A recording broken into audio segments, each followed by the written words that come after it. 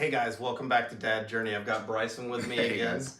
We're going to go over the second part of the first trimester, things that we didn't touch on, and then we might just kind of venture into a few other things along the way. So if you're ready for it, let's go.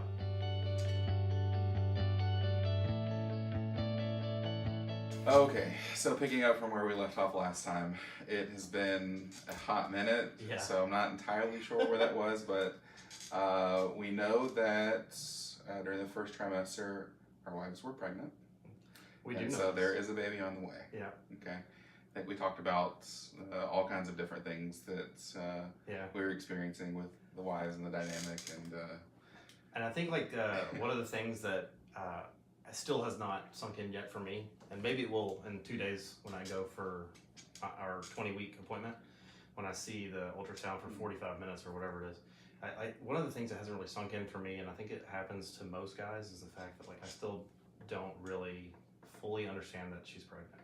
Yeah. You know, like I see the outward appearance or whatever, but I don't feel the movement, and I haven't connected yet. You know what I mean? So that seems to be pretty normal for guys. So did you feel that way? Like, how did you feel through the first part of that first trimester? Or second trimester? It was definitely a surreal experience. I think it took probably getting to the heartbeat and going for that ultrasound for it to really kind of sink in, and that's traditionally kind of the magical moment here in the heartbeat, and it was for me certainly, and for Samantha. But I feel like I got kind of screwed over a little bit by the ultrasound technician, because she was like, "Here's a heartbeat, and you're out the door." So like, it was just like I didn't really connect. So I'm really hoping that happens Thursday. I think it will. So yeah, I hope so. I mean, we had a really good doctor. I think I mentioned probably last time. I mean, it was the opposite effect for us. I mean, we went in there and they put the ultrasound on loudspeakers, and it was like a DJ remix party. So but no, we got to definitely spend some time with it, and she actually stepped out and gave us a moment just to kind of listen, and so it was a cool experience for sure. Not what we had. So. Yeah. 45 minutes Thursday. So that's what we're both kind of like really focusing on. It took everything in our power not to go purchase like one of those little packs where you like, not with a doctor, but they have these studios where you can go and and it was like $100 and some odd, and it literally took all of my self-control not to do that. Yeah. And I kept on telling her, I'm like, we're so close to that 20 weeks. Let's just do that. And if you want to do it like later on, that's fine. But I just felt like at this point it wasn't worth $100 some odd. Right. So especially since we had this one coming up, if there was no really long ultrasound coming, and let's say it was like a month or two before we were going to hear it, let's do it. You know. Yeah. So it's funny how you can rationalize money. Yeah. So and I guess I'll do that a lot over the next many months. And years. It continues from there on out. There's always an excuse to spend money on the baby. Yeah. So. We've definitely done that. So we got our crib. Okay. Wife got it from Pottery Barn, where she works. So discount was really good, and they delivered it and set it up. So that's awesome. Yeah. That's off of our plate. So because like I don't, we went through like 1.5 million cribs. You're like, don't like that one, like this one, you know, like. Yeah. So that was rough. But we got it. I don't know how long it took y'all to find a crib or whatever, or if y'all were just like, first one, done, all right. Yeah, we had an idea. I mean, there's so much overlap with kind of the style and design, and we ended up going on Wayfair and found kind of like a convertible one on Wayfair. So y'all did get a convertible. Did you go all the way to like the queen size bed or whatever, or did you just do the toddler? No, just the toddler size. Okay. Yeah. Where are you right now in the bed configuration? Just because I'm interested. Still in crib mode. Okay. But probably within the next few months, I think it'll be time to convert and then go through that. I mean, it's not a big deal. Babies roll off beds. It's so low to the ground that it doesn't make a big difference. But I'm certain with the amount of movement that he does that. And he's starting to get bigger, honestly. So. He would be rolling off the bed. But yeah, it'll be time to get him into that bed mode soon. Okay. I'm just wondering because obviously this will be my first one. Yeah. So I'm going to obviously ask you a ton of questions along the way. Yeah. That and other people, like all the other people that are going to end up being on the show. So, we are moving, I think. So. Okay. Maybe. We're talking about moving. Our landlord owns another house literally around the street, like around the corner. I can almost throw a rock at this house. So adds, it's about 700 square feet at less than $100 a month, rent wise. Yeah. So big backyard still. Yeah. So we can cancel the sirens. I thought you were talking about moving to like Chicago or something. Oh, no. That moving a We're moving a stone's throw away, as yes. saying. No, not Chicago. Yeah. Not yet. One of these days, probably. Well, that'd be good. I mean, So, all the square feet you can get, I would highly recommend that. It's insane how much baby stuff just starts to accumulate and take over. And the thing is, you know, I don't think we've thrown anything obviously away. So Bastion's 19 months. Yeah. And we have every single thing that we've gotten for him ever. Yeah. And so, you know, we've started to put some of it away, like in the closet. As a just in storage. Case for future? Yeah, for future baby kind of thing, like clothes and toys. No. I think for future baby for sure. So, but even then, I mean, there's some sentimental value to some of the things. You just don't want to get rid of them, even. So, that definitely, you know, whatever you can do, do it now is a good time. Obviously. Yeah, I mean, speaking of sentimental toys, like my mother, the future child's grandmother, gave him this little elephant actually right here. Okay. So I think that's like one of those things that I could see that him handing that down to his kid or something, you know? Yeah. Just because I think it'll hold that sentimental value. Yeah. So I can understand that. Yeah. Well, that's sweet. My mom would want me to insert Roll Tide here if you're calling. Oh, because of the elephant. The elephant. I'll do that out there for you, nice. You, Mom. So, but never again. Never again. Yeah, but that's exciting. I mean, a move is a big thing, so that would happen obviously before baby comes. Yeah. Which is there's some updates and stuff that they're going to do on the house. Yeah.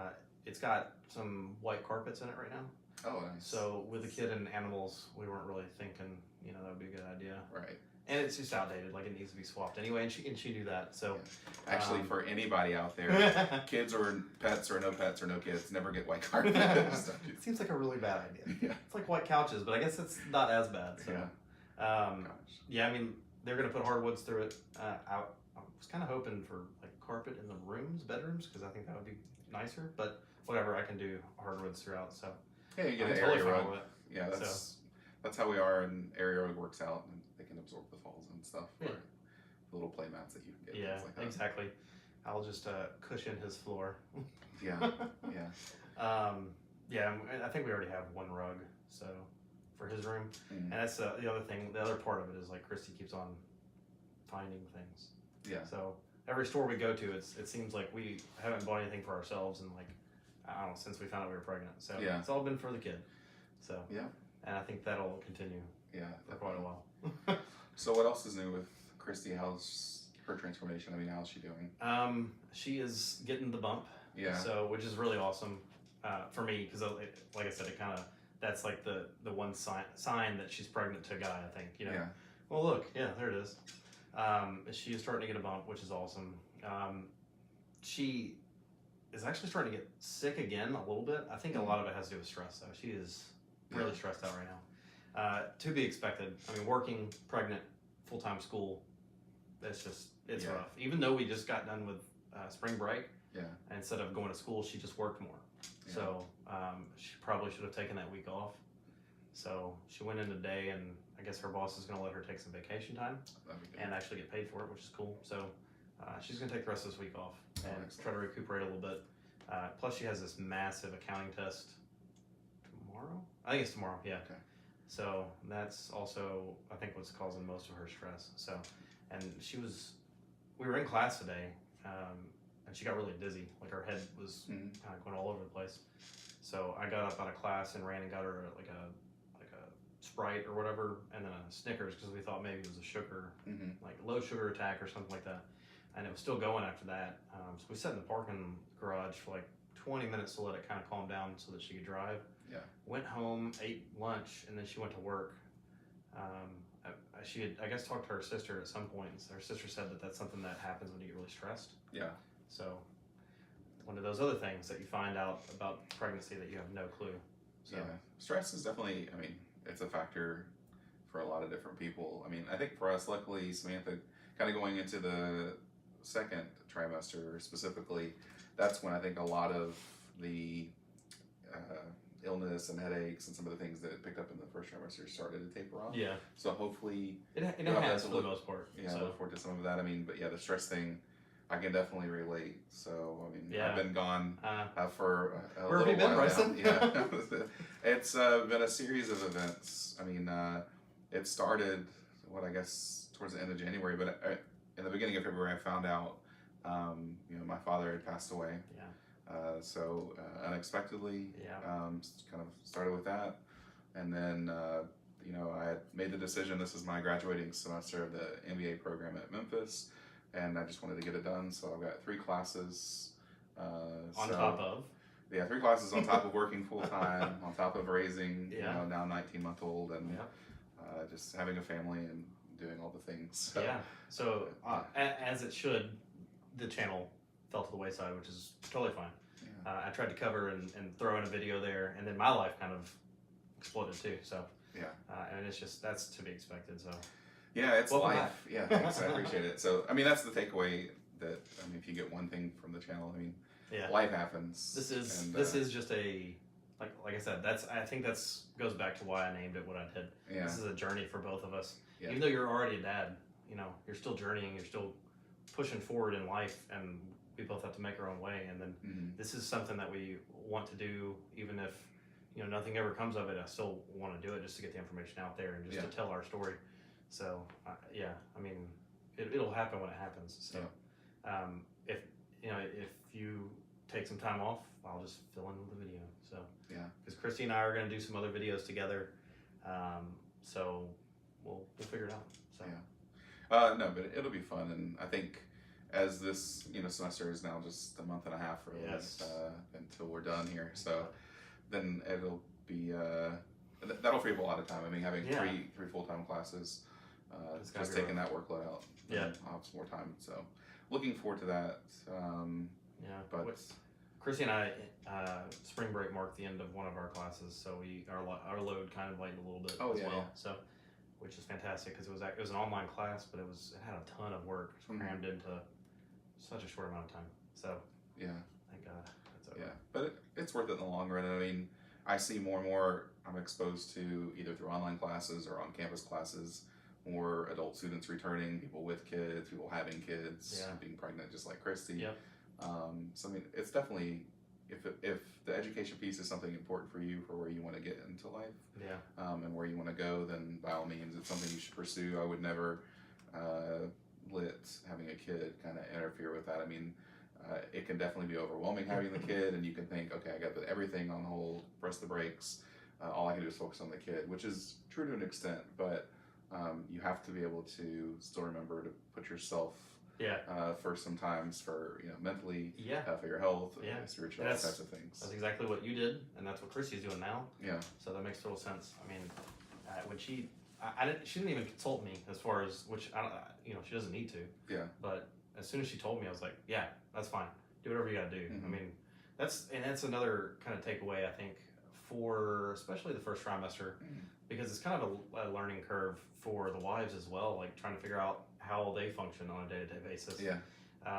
So I try to be as supportive as possible, Christy. I know I'm not perfect. I mess up a lot still, but all in all, I have really tried to step in and do things that are out of my normal comfort zone that as far as being a husband.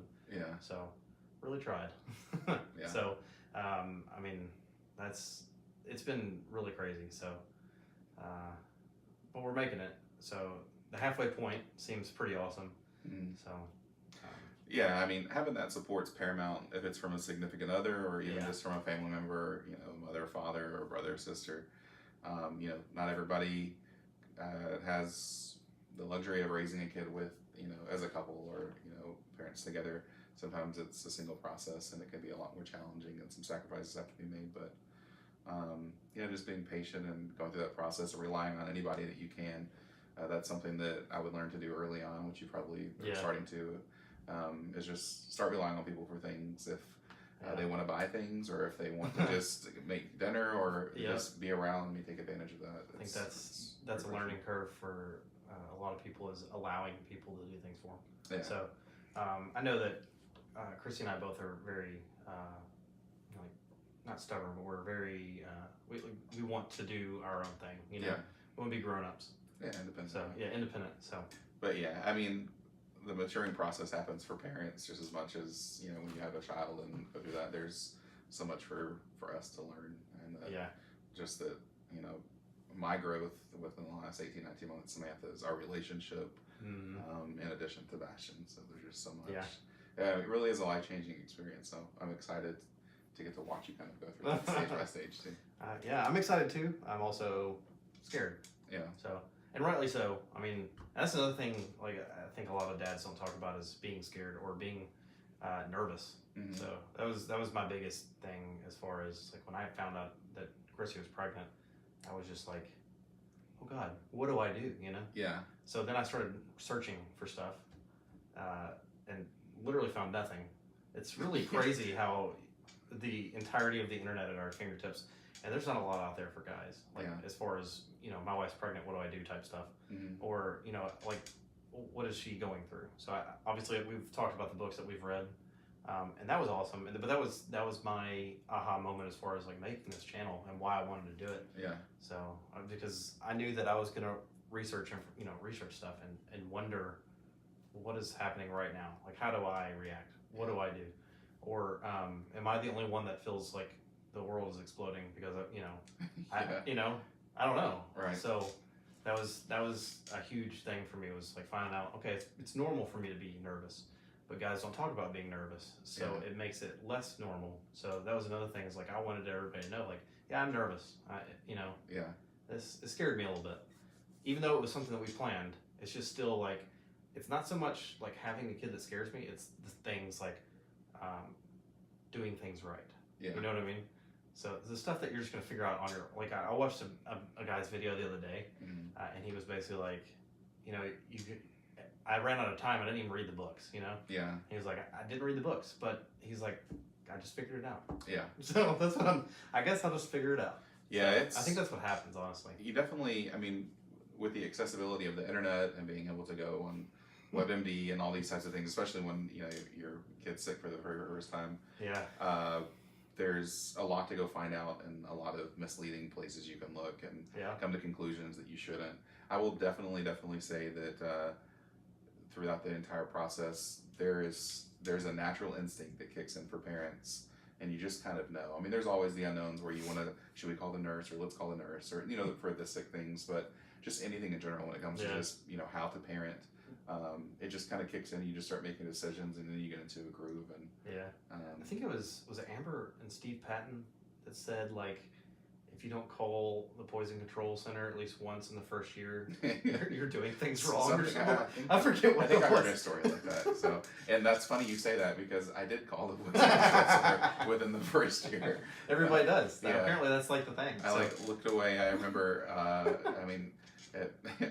I was, you know, put lotion. My wife is a big advocate of putting baby lotion on him, especially after a bath. Yeah. And so I understand it's good. Yeah, I understand why to do it, but so anyways, I was doing it, and I mean, I think I turned my head for a second, or was smoking on his feet. Anyways, he had to keep him occupied. I mean, he was playing with the lotion bottle, and it was closed, but he managed to snap it open and get some lotion in his mouth. And I look on the back, because I was like, okay, it's just lotion. And it's like, if ingested, call the poison control center. Like, oh gosh. And luckily, just so everybody knows, I mean, you have to ingest quite a bit of that for it to have any kind of adverse effect. And normally, kind of an upset stomach is the first thing that would happen. But I mean, we're talking like tablespoons worth of it in this particular vino lotion. So everything worked out. So yeah, that was the only time we've had a call so far. Nice. Luckily, but. I've heard that it just happens. So I'll have to figure out that telephone number. So. Yeah, but I mean, go ahead and save it. yeah, really. You figure out how to. I mean, everything just starts kicking in naturally. I mean, you'll read books, you'll get advice from friends, you'll have resources on the internet or like YouTube channels, and all of that's really, really good advice. But when it comes down to it, just this natural instinct kicks in, and you kind of just know when you make some decisions. And kids are incredibly durable, and they're smart, and they're going to grow, and I think it's a patience thing. So we'll talk about some of that, some more about specifically with my son Bastion, just kind of how he didn't meet some of the milestones I thought he was going to meet in the time he was going. I thought that he should meet them in. Yeah. I found out number one that my understanding of where that milestone was completely inaccurate in some cases. I've heard that a lot. And in other cases, you know, things just happen when they happen at their pace. Yeah. And that's okay. And that's something that took some time to get used to. But that was a really good conversation we just had. Like I really enjoyed catching up with you. It's been a little bit. Yeah. So we'll get back together pretty soon. We'll put up another video as time allows. Things should be calming down a little bit for us both. Obviously, we had quite a few things, like a lot of speed bumps that we hit throughout the last month or so. Yeah. Keep an eye out though. Christy and I are going to do a bump date for her. So we'll have a video coming to you guys for that. So she'll actually be in that one with me. So you'll meet my wife. So yeah, that's all we have for today. Thanks for checking us out. Make sure to stay tuned for more regularly released videos. Next one will be coming soon. Make sure to like, subscribe, comment, and as always, we appreciate you. And hit that little bell so it tells you when we release a video. So, all right, guys, take care. Take care.